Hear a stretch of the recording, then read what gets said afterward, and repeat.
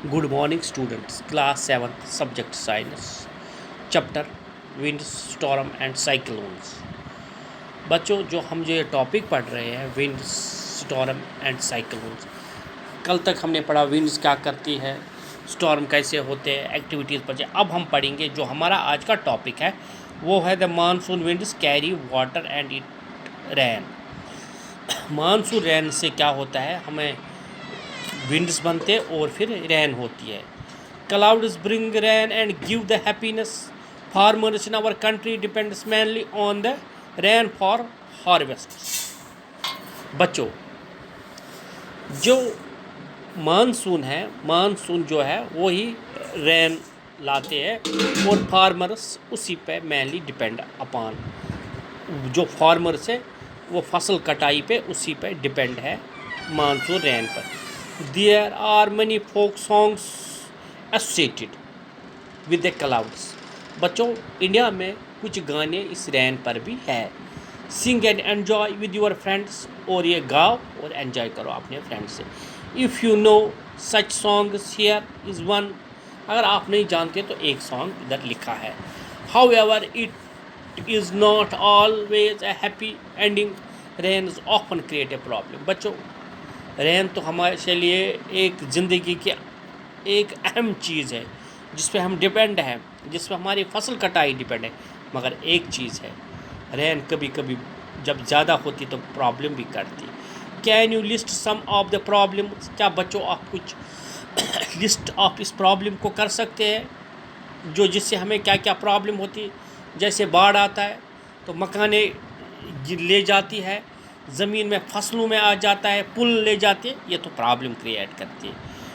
मगर you can discuss the cause and solution of the problem with your teacher and parents. आप इस discuss कर सकते हैं अपने टीचर से, अपने पेरेंट्स से कि इससे क्या होता है।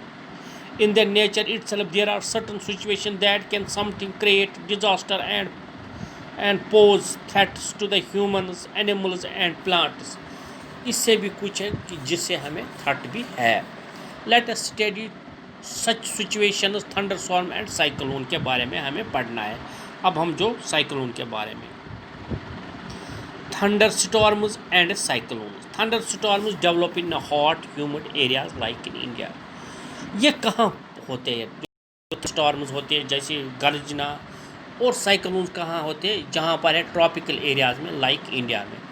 Very frequently, the rising temperature produce strong upward rising winds. These winds carry water droplets upward. बच्चों, जो ये राइज होते हैं ये टेम्परेचर में, और जो ये विंड्स अपवर्ड जाती है और वहाँ से इनको वाटर ड्रॉपलेट्स मिलते हैं। वायर दे फ्रीज, और जब ये विंड्स ऊपर जाती है तो वहाँ ये जो इनके पास पानी होता है तो वहाँ पे ठंडे होते हैं एंड फॉल डाउन अगेन। जब ये ठंडे हो जाते हैं तो ये नीचे आ जाती है। The Swift movement of the falling water droplets along with rising air creates lightning and sound. जब इन स्विफ्ट मूवमेंट इन विंड्स की होती है और फिर जब ये ड्रॉपलेट्स राइज करते हैं और क्रिएटिंग लाइटिंग, उसी से जब आपस में ये टकराते हैं तो उससे लाइटिंग एंड साउंड्स बनती है। In this event we called the thunderstorms. उसी को हम बोलते हैं thunderstorm. You will be read about the lighting in the higher class. आप ये हायर क्लासेस में पढ़ोगे। If the storm is accompanied by lighting we must take the following precautions. हमें लेने चाहिए अगर लाइटिंग हो रही। Do not take shelter under the isolated areas.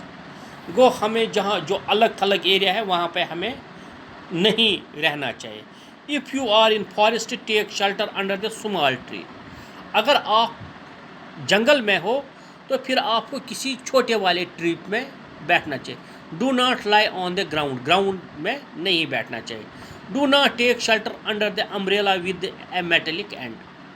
बच्चों, और ये याद रखना, जो हमेशा जब थंडर स्टॉर्म होता है छतरी नहीं लेना चाहिए क्योंकि उसे मेटेलिक जो होती है। Do not sit near the windows, open garbage storage sheds, metal sheets are not safe places to take the shelter, और ये चीज़ें सेफ नहीं होती। ए कार और a bus is a safe place to take the shelter, अगर car है bus है तो वो सेफ प्लेस है। If you are in the water get get out and go inside the building, या तो आप बिल्डिंग में जाइए। प्रिकॉशन होते हैं जब थंडर स्टॉर्म